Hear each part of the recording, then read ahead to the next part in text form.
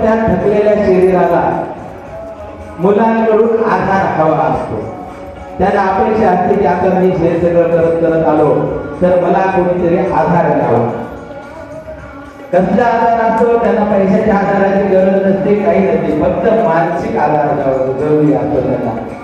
म्हणून त्या ठिकाणी सांगितलंय की